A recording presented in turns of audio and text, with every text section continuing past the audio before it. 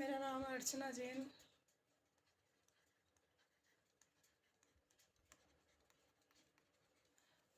और मैं आज आपको पढ़ाने जा रही हूँ रेवा तट। पर उससे पहले मैं पृथ्वीराज चौहान का जीवन परिचय दूंगी और चंद बरदाई का भी। पृथ्वीराज चौहान, इनका जीवन परिचय दूंगी और इनके बारे में कुछ इम्पोर्टेंट बातें भी बताऊंगी और इसकी कहानी भी सुनाऊंगी। पृथ्वीराज चौहान की जो बहुत अच्छी कहानी है। पृथ्वीराज चौहान एक भारत का था, अंतिम हिंदू शासक दिल्ली का था। ये दिल्ली के अंतिम हिंदू शासक माने जाते हैं। दिल्ली के अंतिम हिंदू शासक। इनके बाद यहाँ पर मुस्लिमों को आक्रमण हो गया था भारत देश में। फिर उसके बाद वो मोहम्मद गोरी आ गया था सत्ता में, दिल्ली की सत्ता में। पृथ्वीराज का चौहान का जन्म हुआ था मंदाकिनी नदी के तट पर हुआ था। 1168 ईस्वी में हुआ था। 1168 ईस्वी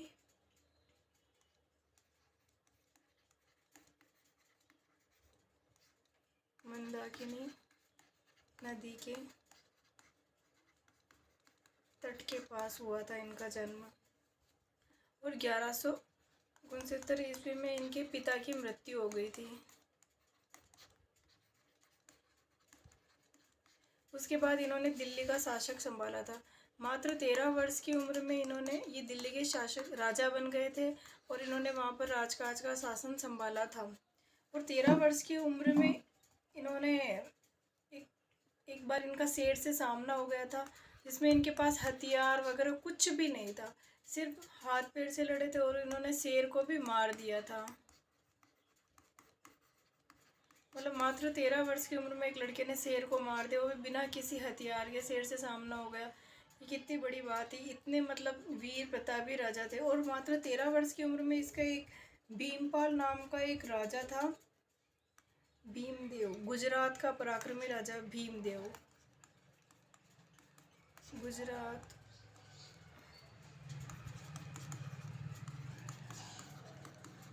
गुजरात का पराक्रमी राजा भीमदेव बहुत वीर प्रतापी राजा था। ये भी इससे भी युद्ध किया था इसने, और इसने युद्ध में इसको भी पराजित कर दिया था, भीमदेव को भी।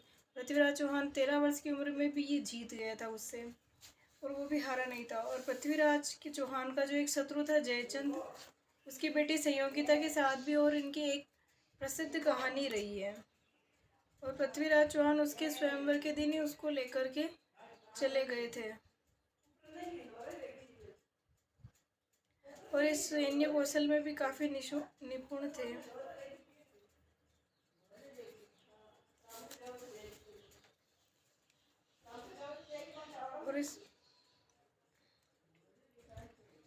और पृथ्वीराज चौहान के विषय में एक और बात कही जाती है। जब ये अपने साम्राज्य का विस्तार कर रहे थे,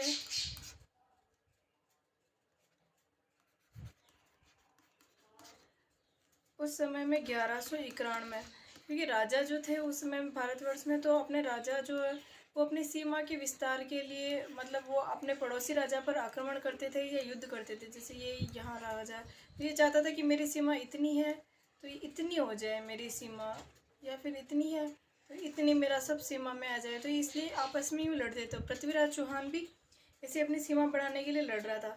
तो उसी समय में मोहम्मद गोरी ने भी भारत पर आक्रमण कर दिया था। तो तराइन का प्रथम युद्ध हुआ था, उसमें मोहम्मद गोरी हार गया।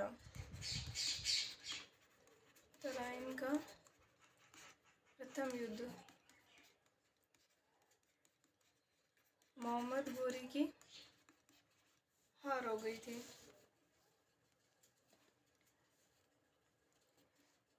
तो मोहम्मद गोरी ने पराजित होने वाली सेना पर हमला करने के लिए, लेकिन पृथ्वीराज चौहान ने फिर पृथ्वीराज की सेना ने पीठ पीछे आक्रमण किया था, उनके साथ धोखा दिया था। पर पृथ्वीराज चौहान ने मना कर दिया था कि नहीं, शत्रु की पीठ पीछे वार करना गलत होता है, तो उसने ऐसे वार नहीं किया था। और मोहम्मद गोरी की सेना ने ऐसे वार कर लिया था। तो फिर तराइन उन्होंने बोला था कि पृथ्वीराज चौहान ने तो बोला कि नहीं, ये युद्ध नियमों के अनुरूप नहीं है, तो हम ऐसा नहीं करेंगे। और मोहम्मद गोरी ने इसे फिर से आक्रमण किया। तराइन का दूसरा युद्ध।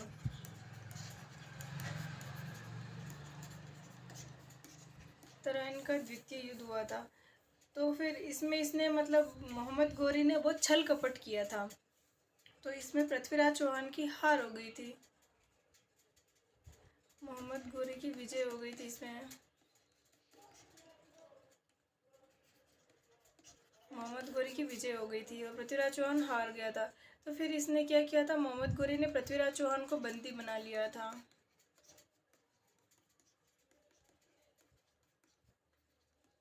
पृथ्वीराज चौहान को बंदी बना लिया था और इसके साथ काफ़ी बुरा व्यवहार किया था इसने, मोहम्मद गोरी ने। उन्होंने पृथ्वीराज चौहान को जेल की सलाखों में डाल दिया था। मतलब एक पराजित हो गया युद्ध में, फिर भी एक राजा को दूसरे राजा के साथ अपने ऐसा व्यवहार करना चाहिए जैसे वो राजा हो, पर उसने उसके साथ ऐसा व्यवहार नहीं किया। उसने उसके साथ नीचता का व्यवहार किया। उसने इसे आम कैदी से भी सब बुरा रखा। पृथ्वीराज चौहान की आंखों में लाल लोहे की गरम सलाखें लाके डाल के उसको अंधा कर दिया था। उसकी आंखों में ऐसी मिर्ची लगाई थी। उसके साथ बहुत बुरा बुरा व्यवहार किया था। लेकिन पृथ्वीराज चौहान ने अपना साहस नहीं खोया। फिर भी वो मतलब काफ़ी हिम्मत रख रहा था। पृथ्वीराज चौहान के साथ इतना बुरा व्यवहार किया था, गरम सलाखें भी डाली थी उसकी आंखों में, फिर भी उसने ऐसा हिम्मत नहीं खोया। फिर पृथ्वीराज चौहान उस समय में वो एक पुस्तक लिख रहा था, चंद्रबरदाई एक पुस्तक लिख रहा था, पर उसने उसको छोड़ दिया था पृथ्वीराज रासो को। फिर वो उसके साथ वहाँ चला गया था। चंद्रबरदाई इसका मित्र था। चंद्रबरदाई इसका मित्र था।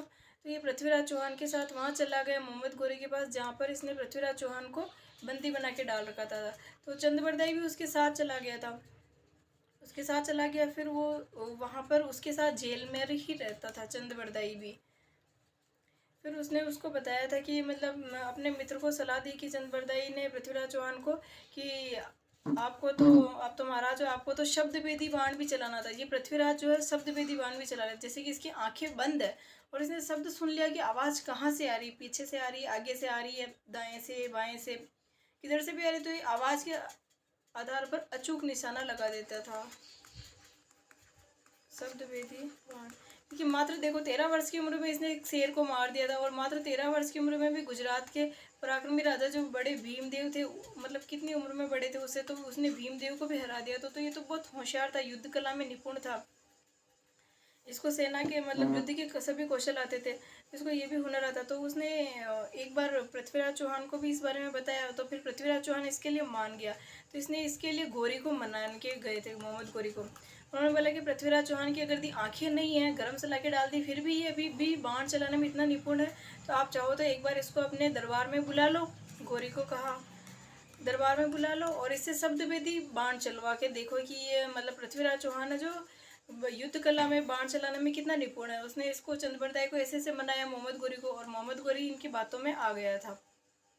फिर पृथ्वीराज चौहान को वहाँ पर लेकर आए थे कि मतलब मोहम्मद गोरी की सभा में कि देखो ये कितना बाण चलाता है। तो फिर मोहम्मद गोरी ने एक आवाज़ दी कि शाबाश, आरंभ करो। इसको एक जगह निशाना लगाने के लिए बोला था कि यहाँ पर इसको निशाना लगाना है, ऐसा बोला, शाबाश आरंभ करो, ऐसा उसने मोहम्मद गोरी ने बोला था। फिर पृथ्वीराज चौहान के कान में इसने चंद्रबरदाई ने बोला था कि 4 बांस 24 गज 8 अंगुल प्रमाण, ता ऊपर सुल्तान है मत चुके चौहान। यानी कि इसका अर्थ ये होता है कि 4 बांस इतनी दूरी और 24 गज, फिर 8 अंगुल, फिर 8 अंगुल गिन लो ऐसे, उसके ऊपर है सुल्तान मत चुके चौहान, यानी कि उसके ऊपर सुल्तान है और तो सुल्तान पर निशाना लगा दे। सुल्तान यानी मोहम्मद गोरी बैठा हुआ था यहाँ पर। तो उसने इसको ऐसा बताया। तो फिर वैसे ही उसने पृथ्वीराज चौहान ने उसको बाण लगा दिया। बाण लगाते ही पहले मोहम्मद गोरी खत्म हो गया। तो फिर पृथ्वीराज चौहान की मृत्यु के बाद उन्होंने सोचा कि अब तो हम दोनों मारे जाएंगे, चंद्रबरदाई और पृथ्वीराज चौहान। तो उनको लगा कि अब शत्रु के हाथों से तो मरना, खुद ही अपने हाथों से मर जाना ज़्यादा अच्छा है। तो फिर चंद्रबरदाई, और कहीं कहीं तो ऐसा कहा जाता है पृथ्वीराज चौहान और चंद्रबरदाई ने खुद अपने आप को मार लिया, और कहीं ऐसा भी सुनने में आता है कि चंद्रबरदाई और पृथ्वीराज दोनों ने एक दूसरे को मारा था। यानी पृथ्वीराज ने चंद्रबरदाई को मारा और चंद्रबरदाई ने पृथ्वीराज को मारा, जैसे ही वो उनकी मृत्यु हुई। कहीं ऐसा आता है कि दोनों ने खुद ही अपने को मार लिया था। ये भी ऐसी कहानी आती है। और इसके साथ ही एक वो पृथ्वीराज का जो अपना शत्रु था जयचंद,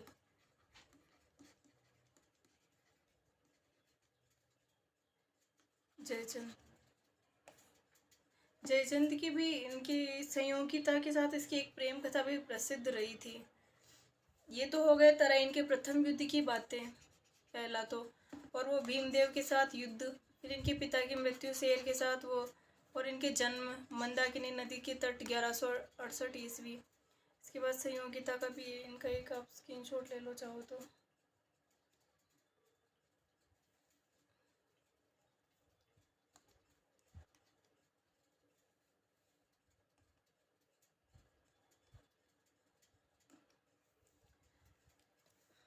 अब मैं सुनाने जा रही हूँ।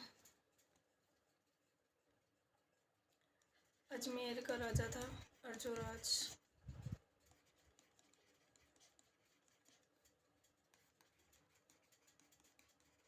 अजमेर का राजा था अर्जुराज। इनका पुत्र था अनंगपाल। अनंगपाल के कोई पुत्र नहीं था, अनंगपाल के केवल 2 पुत्रियां थी। पहली सुंदरी, दूसरी कमला। कमला के एक पुत्र था पृथ्वीराज चौहान।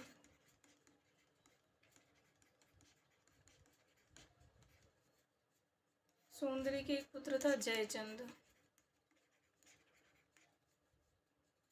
और जयचंद की पुत्री थी संयोगिता।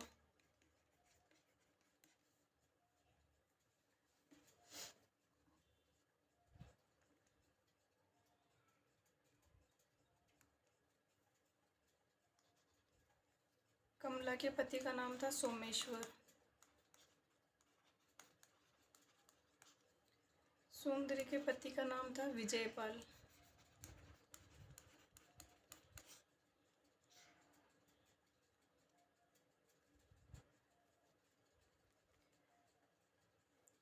पृथ्वीराज चौहान था दिल्ली का शासक।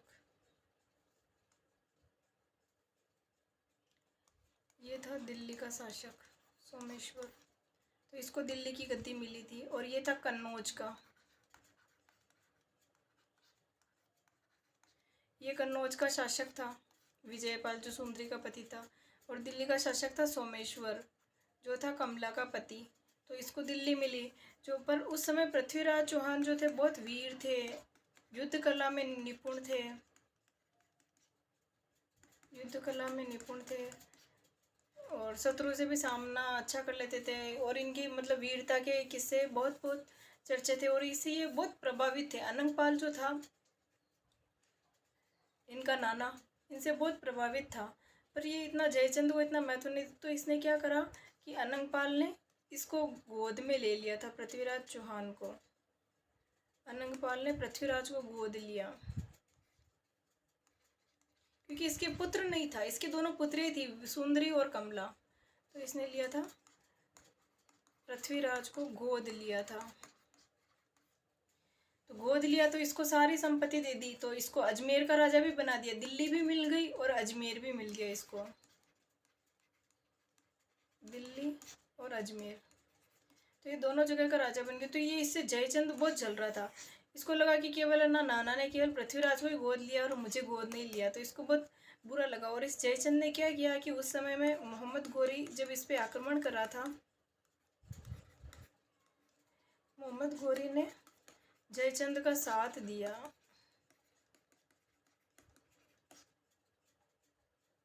मोहम्मद गोरी का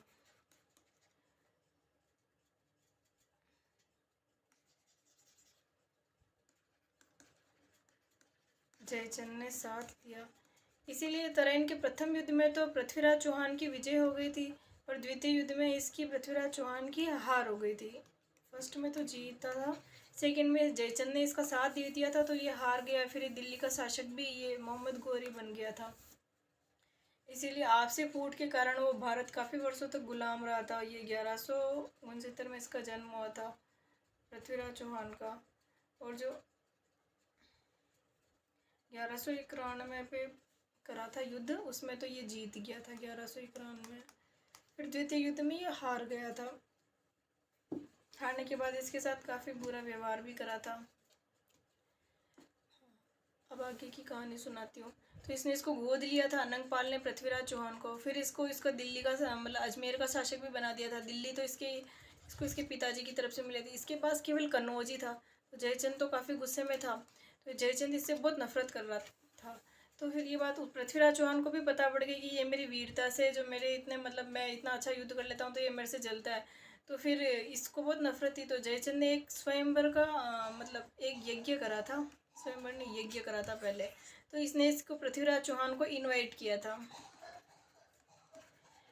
बुलाया था, आमंत्रित किया था। तो ये आया ही नहीं था, इसने मना कर दिया था, ऐसे इग्नोर कर दिया। फिर इसने स्वयंवर किया था संयोगिता अपनी पुत्री का स्वयंवर किया। तो इसने पृथ्वीराज चौहान को दूसरी बार बुलाया नहीं, क्योंकि यज्ञ में नहीं आया तो ये नाराज था। तो इसने इसको बुलाया भी नहीं था कि स्वयंवर है संयोगिता का, तो इसे बुलाया नहीं। तो फिर नहीं बुलाया तो ये वहाँ पर चला गया था संयोगिता के स्वयंवर में। उधर संयोगिता थी, संयोगिता भी मन ही मन को पृथ्वीराज चौहान की इतनी वीरता के किस्से सुन रही थी। तो ये भी उससे बहुत ज़्यादा प्रभावित थी पृथ्वीराज चौहान से। ये भी इसको मन ही मन प्रेम करती थी। वो भी चाहती थी कि उसका विवाह पृथ्वीराज चौहान से ही हो जाए, किसी और से ना हो। तो फिर उसने उसका जयचंद ने पृथ्वीराज चौहान का अपमान करने के लिए क्या करा, जहाँ पर द्वारपाल, जहाँ पे चप्पल वगैरह खोलते हैं, तो इसने द्वार के बाहर पृथ्वीराज चौहान की मूर्ति, मतलब सोने की मूर्ति बना के वहाँ पर गेट के पास में खड़ी कर दी थी कि ये पृथ्वीराज चौहान है। ऐसा उसने करा था, मूर्ति बना दी। यहाँ पर द्वार था तो यहाँ पर इसकी वो मूर्ति लगा दी थी, ये पृथ्वीराज चौहान। तो जैसे ही संयोगिता आई थी दरबार में स्वयंवर के लिए, जहाँ उसका स्वयंवर होने वाला था, तो उसने पृथ्वीराज चौहान को जो वरमाला लेके आई थी, तो उसने द्वार पे खड़े हुए को मतलब पृथ्वीराज चौहान को ही गले में उसने माला पहना दी थी। जैसे इधर संयोगिता आ रही है, उसने देख लिया कि ये यहाँ पे ये खड़ा है, तो ये जो इसके हाथ में ये पुष्प की माला थी, वो लाके इसने द्वार पे इसको पहना दी थी पृथ्वीराज चौहान को। तो वहाँ पर खड़े बैठे हुए थे जितने भी देश के राजा संयोगिता के स्वयंवर के लिए बुलाए थे, वे सभी गुस्सा हो गए थे कि जब इसको पृथ्वीराज चौहान से ही विवाह करना था, तो हमको यहाँ पे बुला के इतना अपमान क्यों करा हमारा। तो फिर ऐसा करने से उनसे सभी रुष्ट हो गए थे। और इतने में वो पृथ्वीराज चौहान था, तो वो भी यहाँ आ गया था और वो संयोगिता का हरण करके ले गया था, क्योंकि संयोगिता भी चाहती थी कि वो उसी से विवाह करे। फिर पृथ्वीराज चौहान को नहीं बुलाया, तो इतने में तो वो भी आ गया था। फिर उसने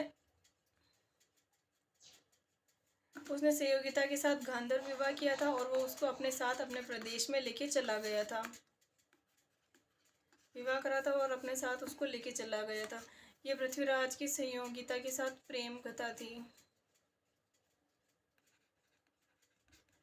पृथ्वीराज चौहान की संयोगिता के साथ प्रेम कथा।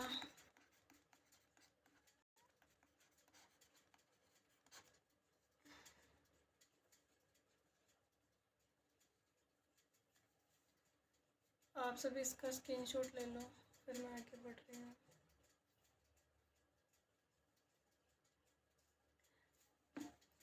जब तराइन का युद्ध हुआ था, तो ये रेवा तट के आसपास ही हुआ था। मोहम्मद घोरी और उसका पृथ्वीराज चौहान का।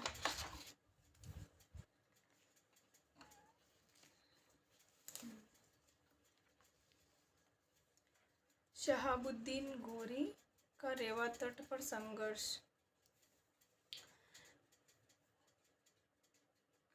रेवा एक नदी है, वहाँ पर ना पृथ्वीराज चौहान का शहाबुद्दीन घोरी के साथ संघर्ष यानी कि युद्ध वगैरह हुआ था, उसका वर्णन है रेवा तट की कथा में। पृथ्वीराज रासों में 69 सर्ग यानी 70 में एकम समय सर्ग है, यानी कि उनको भाग बोल दो, जैसे भाग में बटे हुए, जैसे सीरियल के हम एपिसोड देखते हैं ना, ऐसे ही। जैसे बाहुबली 1 2 आई थी पहली दूसरी, ऐसे ही इसमें 6 9 69 भाग है। रेवा तट समय पृथ्वीराज रासों का 27वां सर्ग है, यानी 69 में से 27वां सर्ग इसका रेवा तट का। और इसमें दिल्ली के महान राजा पृथ्वीराज चौहान तथा शहाबुद्दीन घोरी के रेवा तट पर होने वाले संघर्ष का वर्णन है। संघर्ष यानी युद्ध, थोड़ा सा ऐसे लड़ाई झगड़ा हो गया था। जब शहाबुद्दीन अपने गुप्तचरों द्वारा ज्ञात होता है कि पृथ्वीराज चौहान रेवा नदी के तट पर वन आखेट में है, तो वह अपनी सेना सहित पृथ्वीराज पर आक्रमण कर देता है, परंतु पृथ्वीराज चौहान शीघ्र ही मोर्चा संभाल लेते हैं और उसकी सेना को छिन्न भिन्न करके शहाबुद्दीन गोरी को बंदी बना लेते हैं। यानी कि इसने अचानक शहाबुद्दीन गोरी ने अचानक पृथ्वीराज चौहान पर आक्रमण किया था, पर फिर भी पृथ्वीराज चौहान ने खुद को भी संभाल लिया था और उसको सामने वाले शत्रु की सेना को भी छिन्न भिन्न यानी कि नष्ट कर दिया था। तो भी ये हारा नहीं था। पृथ्वीराज चौहान युद्ध में इतना वीर था, यानी कि शहाबुद्दीन गोरी इतनी तैयारी करके आया था, एक विदेशी शासक था, दूसरे देश से आया था, पर फिर भी इसने आक्रमण करा पूरी तैयारी के साथ। और पृथ्वीराज चौहान जो बिना तैयारी का था तो भी उसने इसको हरा दिया। ये कितनी बड़ी बात है युद्ध में।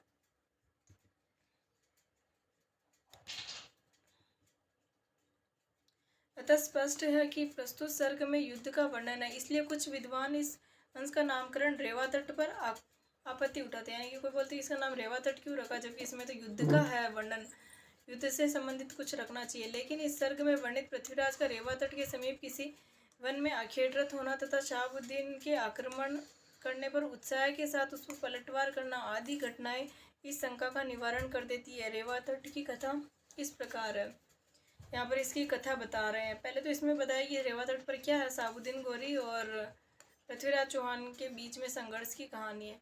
पृथ्वीराज चौहान के सेनापति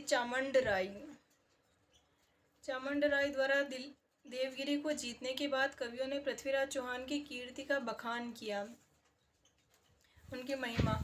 एक दिन चामुंड रात्र ने पृथ्वीराज से कहा कि रेवा जो नर्मदा नदी के तट पर एरावत हाथी के समान बहुत से हाथी पाए जाते हैं। एरावत हाथी मतलब नॉर्मल हाथी, एक अपन वो टीवी वगैरह में फोटो वगैरह में देखते हैं, और एक एरावत हाथी थोड़ी विशेष है। ये इंद्रदेव की, राजा इंद्र की सवारी है, इंद्र की।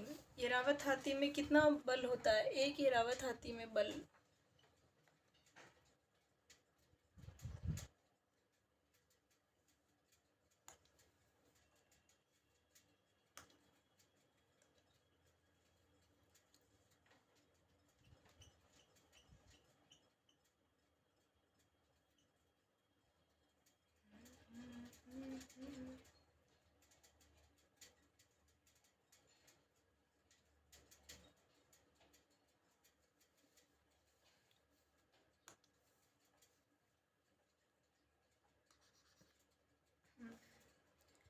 एक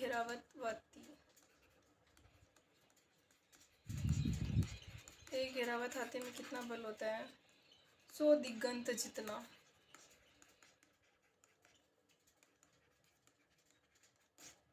100 दिगंत जितना बल होता है एक एरावत हाथी में।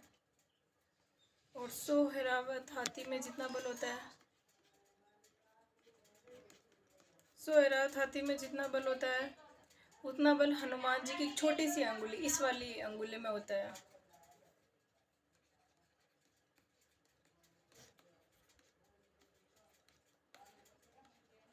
हनुमान जी की छोटी अंगुली में 100 एरावत हाथी। सोचो कि 100 एरावत हाथी जितना बल हनुमान जी की छोटी अंगुली में, तो सोचो बाकी की अंगुली पूरे शरीर में कितना बल होगा, हाथ पैर मुंह कुछ भी पूरा शरीर जोड़ो तो उसमें कितना बल होगा।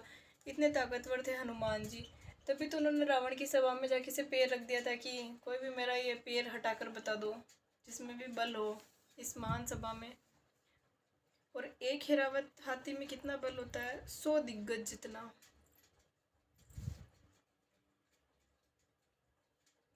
और 100 दिग्गज जितना बल, 100 आदमी में जितना बल होता है ना, 100 आदमी नॉर्मल आदमी, 100 आदमी में जितना बल होता है उतना बल होता है एक हाथी में।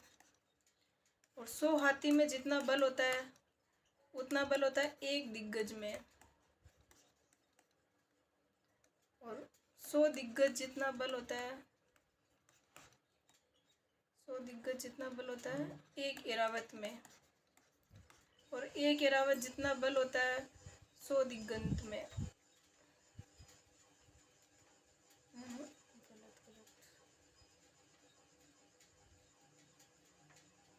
हाँ, एक एरावत जितना बल होता है 100 दिग्गज में, सही है। और 100 एरावत जितना बल होता है हनुमान जी की एक छोटी सी अंगुली में, ये भी सही है। ये इसमें ये उल्टा लिख दिया मैंने, 100 दिग्गज पहले लिखा, इसमें 100 दिग्गज बाद में लिखा है, ऐसा ही है। वहाँ पर इतने मतलब रेवा नदी के पास इतने हाथी पाए जाते हैं, ऐरावत हाथी।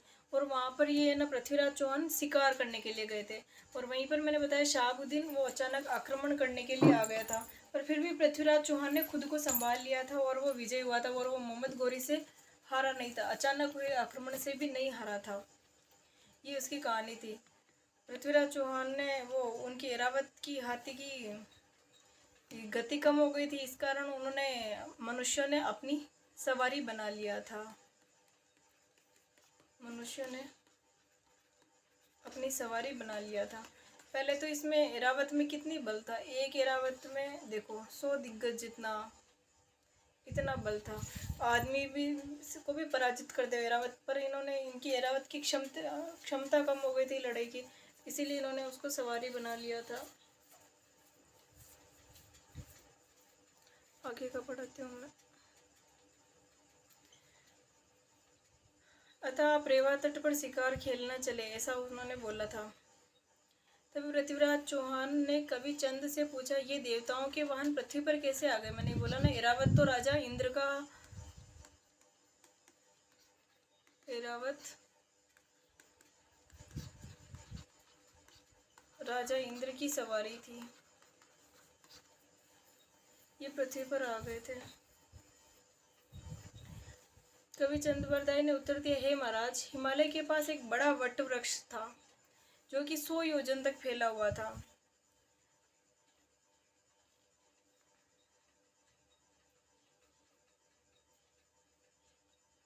नहीं, 100 योजन तक फैला हुआ था। एक दिन हाथियों ने विचरण करते हुए उस वृक्ष की शाखाएं तोड़ डाली, यानी कि 100 योजन तक, यानी कि बहुत ज़्यादा दूरी तक फैला हुआ था।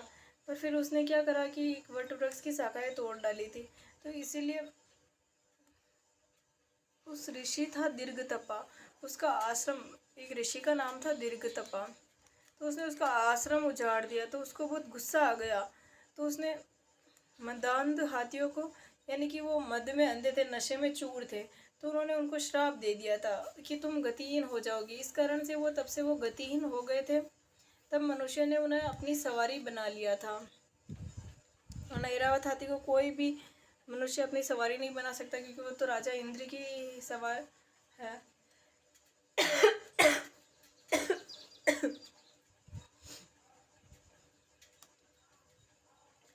आगे कवि चंद्र ने बताया कि अंग देश के एक वन में लोहिताक्ष सरोवर पर उन श्रापित हाथियों का झुंड क्रीड़ा करता है।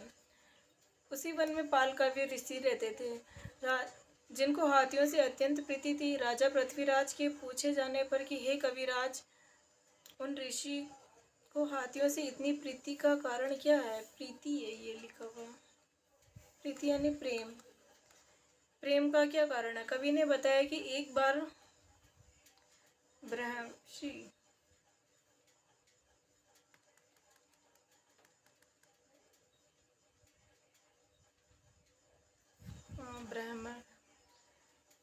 ब्रह्म ऋषि, पूरा नाम ऐसा है, ब्रह्म ऋषि घोर तपस्या में रत देखकर देवराज इंद्र डर गए और उनकी तपस्या को भंग करने के उद्देश्य से उन्होंने रंभा अप्सरा को ऋषि के पास भेजा।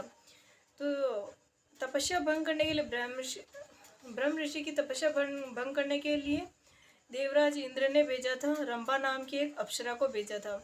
तो उन्होंने, ऋषि ने क्रोधित होकर रंभा को हथिनी होने का श्राप दे दिया, यानी वहाँ पर इतने हाथी वो थे वहाँ पर, तो उसने उसको बोला कि रंभा तुम हथिनी हो जाओगी, तो उन्होंने श्राप दे दिया। तो श्राप देते ही वो रंभा जो अप्सरा थी वो हथिनी बन गई थी, यानी कि पहले वो एक महिला थी, ऐसा समझो। फिर उसको श्राप दे दिया। हाथी मेरे को इतना अच्छा बनाना नहीं आता है, सूंड से 2-4 पैर, फिर वो हथिनी बन गई थी।